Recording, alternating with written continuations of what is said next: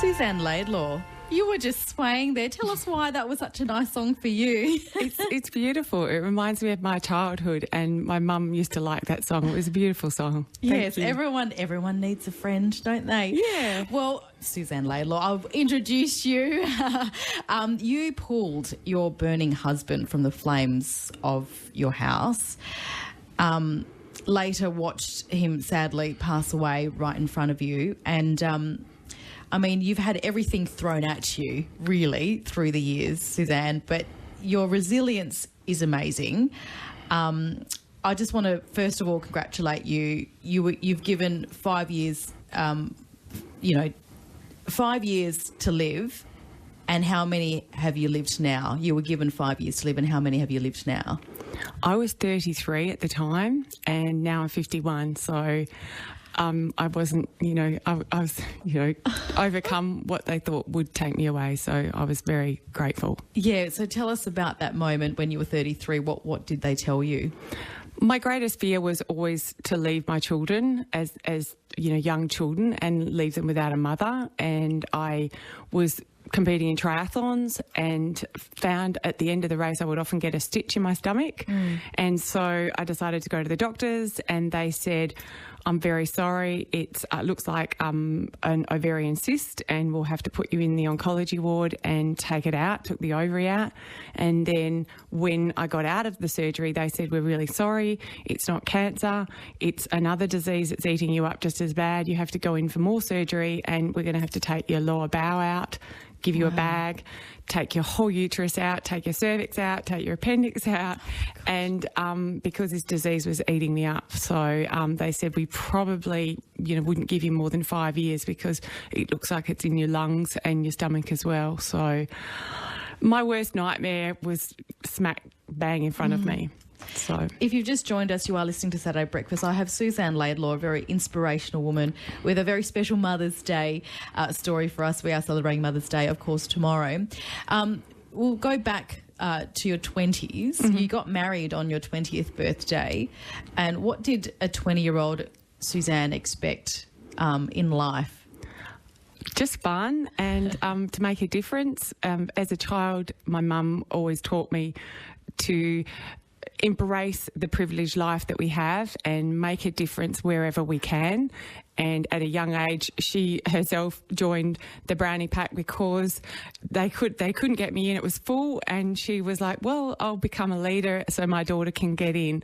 And so she was doing something that she was feeling uncomfortable with, but did it for the sake of her daughter, because I wanted to get in. And the philosophy of Brownie is do a good deed and help others, less fortunate than yourselves. Yeah. And she remained the Brownie leader for 45 years. She just resigned last year because her hearing is bad. That's a good innings, though. Yeah, and that was just for me, just for her daughter, because I wanted to go into Brownies, Mum. That was it. Oh, that's gorgeous. But in your 20th year, you got married, but talk us through what happened a year later after that. So I distinctly remember driving down Karrinyup Road, and we'd just come back from a show and at Subiaco, and I remember thinking, I've made it. Life is just perfect. I've bought my first house. I've got my gorgeous husband. I had a great job. And it was like a house had just been painted and new curtains, and I'd arrived. I was like a real house, married woman. And then I went to bed. It was about midnight. My husband was cold, and we'd had an open fire, and my dad had just left the mower there with the can of petrol earlier that day in the family room, and my husband thought, if I put a little cap of petrol on the fire, I'll get it going. And so he was walking from the family room through the kitchen and took the cap off, and the static electricity in the air from his woolen jumper rubbing against the nylon trench coat innings just created a spark, and it was spontaneous combustion and static electricity, and it exploded in his face, and the whole house caught on fire. And so he was basically doused in petrol from an exploded can in his hands from head to toe, and rushed through the bathroom, put the shower on full bore. The electricity was burnt out, so I couldn't see a thing, and woke up with screaming, and I was like, what's going on? And just woke up to this sight that I'll never forget. It was, this black house and a man burning from head to toe. What was it like to nurse someone with such severe burns? Something that it is...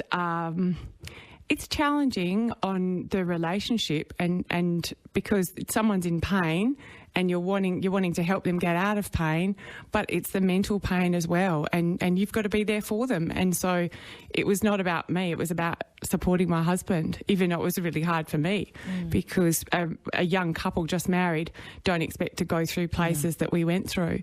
And at such a young age as well. Yeah. What did you have to do day to day? What's the daily routine? What was the daily routine? Well, he was in hospital in and out for close to a year. So it was about me still going to work, rebuilding, getting the house rebuilt by insurance companies, and then going to the hospital at lunchtime, going to the hospital after work, and just being there for him.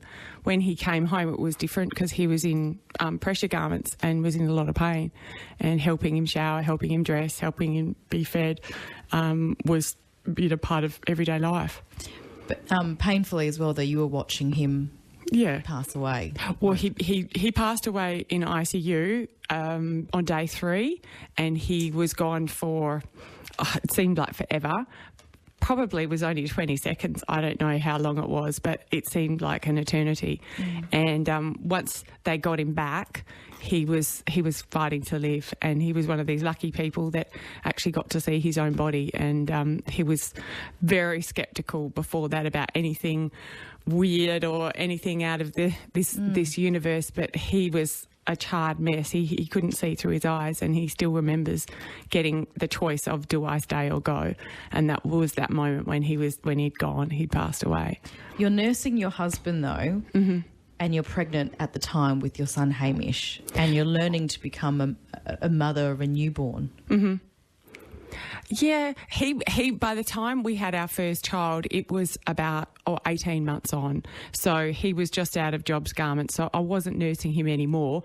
But the challenges that he was going through were amazing because he was coming to terms with who this person was that didn't look like the same person. He lost his youth in an instant, which a 33-year-old gorgeous young man, all of a sudden, losing his youth. He couldn't move properly. He didn't look the same anymore. He didn't have the job that he had anymore. So the challenges for him were just enormous. You have a daughter, Eve, as well. Yes. And how did the family cope with all that, and how did your husband cope with all that in terms of having all those painful memories? And I mean, he went through about a decade of self-destruction, which was something, it was his way of coping, and that was mainly through alcohol, through working really hard, through smoking, through, I suppose it was... He wasn't happy about living anymore the way he was living because he had his youth taken away. So he went through that self-destructive path for about 10 years and then thankfully came out of it a better person because of it, a more understanding person, a more connected with other people person because he understands about people's pain and understands how challenging life can be for people when they go through challenges. So if somebody's challenging, they've got a challenge with obesity or they've got a challenge with alcoholism or an injury, he's very empathetic because he's been there. And he again, that was another thing, he got quite obese through that self-destructive path. But now he's, totally turned all of that around and turned it to his benefit to help other people. Yeah, which I guess in terms of seeing him, I guess when I asked you about him passing away in front of you, it was his self-destruction, really, and it's difficult to get out of that. But let's talk about you because you're one resilient woman. Yeah. You even had to, you were able to set up a business in the 90s, but you started it during the recession. Yes. Didn't you? I mean, things were already tough. Things have been tough for you, and then you've done this. Why did you go down that path? We had a husband that was in full jobs garments, so he was fully from head to toe in the jobs garments. We had our newborn baby, so no one was going to give him a job. And I was breastfeeding a newborn baby, so we thought, well, this is, an opportunity for us to just make it our own way, because that was our only choice. So we started our own business and ran it for about 15 years and then sold it. And it was fantastic, because we got to be able to have our baby, and he got to be in an environment where, having your face burnt and your hands burnt was, accepted. Incredible. I keep looking at all these other questions that I have to ask you, and I'm just still shaking my head because you've done so many things. Okay, now, you've represented Australia 4 times in triathlons. You've competed in Ironman, or is it Iron Woman or Iron Men? It's called Iron Man. Iron yeah, People? It's called Iron Man. I know. I'm not a man. Yeah, exactly. No, of course not. But you've competed in those competitions. But back then, we're talking mid-90s. You were 30. You decided to get fit, and you did your first amateur triathlon. Mm-hmm. Tell me what happened there a week later. I got involved in triathlon because I wanted to get involved with a sport that was motivated, positive people. That was something that could keep me fit as I got older. And it was, I'm doing a triathlon, and towards the end of the triathlon, that's when I got the stitch that I just thought, there's something wrong here. And that's when I went to the doctors. But getting back into triathlon after I'd been sick was, I suppose, something that helped me through my recovery, because they were amazing bunch of people that supported me when I came back. I would swim in the pool with my bag, and they'd be like, "Here's the bag, lady. Come on, don't let go of that bag." That's challenging, but they were very supportive, and I've still got my friends today that supported me through that. Were there moments though where you just felt it was just getting too much? Yeah, definitely. Absolutely. And when I got out of hospital initially, it was just to walk down the stairs at my house. And then it was to walk to the park. And then it was to walk one lap at the park. And then it was to jog it. And that took months. That took a long time. And that's a really great way, I suppose, to a process to inject into normal life, I suppose. It's setting those little goals. Yes. As you said, going down the stairs, getting out the front door, going down the park, running a lap, doing another lap. Yeah. And I think once if you achieve one of those bit by bit, I mean, would that exactly. one of your biggest advices for people who are finding everyday things tough? Yeah, it's the slight edges in life that make the difference. It's doing those little things that don't really matter, but doing them consistently. And that's why 10 years ago I decided to get to start my own business again and become a business coach and help other people with their business through those slight edges. But did you lose everything as well financially during the GFC and when the property prices hit as well? We lost everything bar our house, because we were very lucky that we had that. We got involved after we sold our first business. We got involved in property investing, and that was fabulous for us. We did it for 5 years and ended up, accumulating a lot of properties and developing a lot. And then when the GFC hit, we got too excited and was basically left holding the baby, had about a dozen odd properties, and then they all just dropped. Wow. So we ended up with a debt of a few million. So I thought, well, we better get back to work. Party's over. And that's why I started my business. Yeah. How mentally and physically, it's how do you, I guess, get back again and keep pushing yourself and thinking, okay, well, we've got to do the next thing now to get out of this hole or whatever like that? Yeah, good question. I think for me, it's just about being the best you can today and doing the best you can today with that vision as your guiding light of where you're going. It's like the light at the end of the tunnel. Well, that's where I'm going. But what can I do today that'll make a difference? Because we only have today. And it's about saying, well, how can I be the best I can at what I have available to get to this end goal of whatever it is. And if it's, to open a business, well, what's one thing that you can do? If it's to do a triathlon, well, just get up and walk. That's a start. What has everything that you've gone through and your husband has gone through taught your children? You have to ask them that. I suppose to look at the positive side of things and to to look at how you can make a difference in whatever situation there is, how to have a good outcome and how to have a positive outcome. You've travelled the world with you, and you've homeschooled your children as well. Yeah. What's that like, and how have they? I guess how is that going to influence them in the future? When we realised that my health was declining and I was told I didn't have many years to live, we decided to put a manager into our business and go and enjoy life as it was then. And that's when we decided to backpack the world with the kids. And we just had 3 backpacks and a tent and some school books and homeschooled them for the best part of the year, which was a great experience for them because they learnt to sort of, I suppose, utilise what was available every day to have a good, fun education. So they couldn't take lots of junk with them when we only had 3 backpacks between 4 of us. You're a busy lady, Suzanne. Very busy lady indeed. With all the things that you've gone through, what has it taught you? Speaking about Mother's Day tomorrow, what has it taught you as a parent and how you should be as a parent?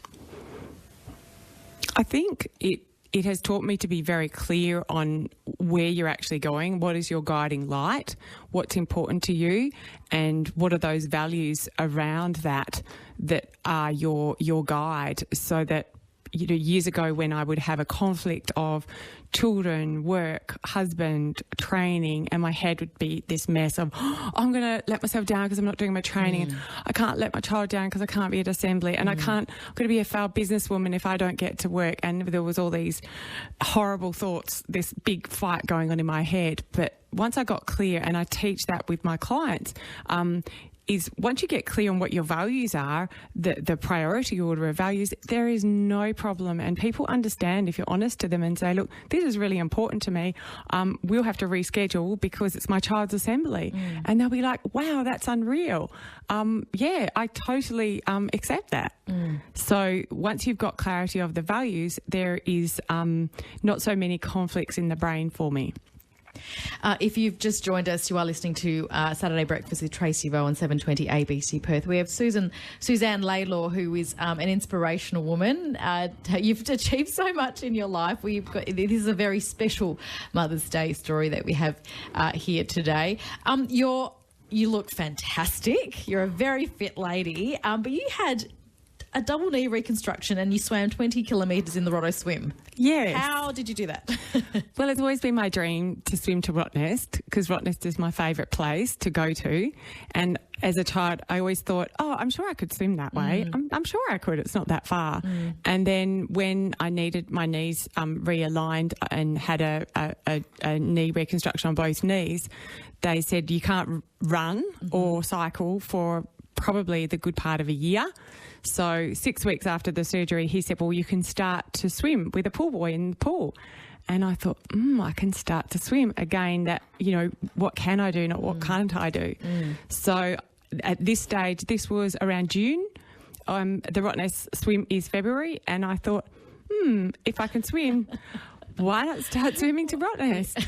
And why not? So I just started doing 1 extra kilometre a week. And then I just added it on. And so by the end, it was easy. Well, it wasn't easy. No, it was very challenging, but it was just part of the process. Yeah.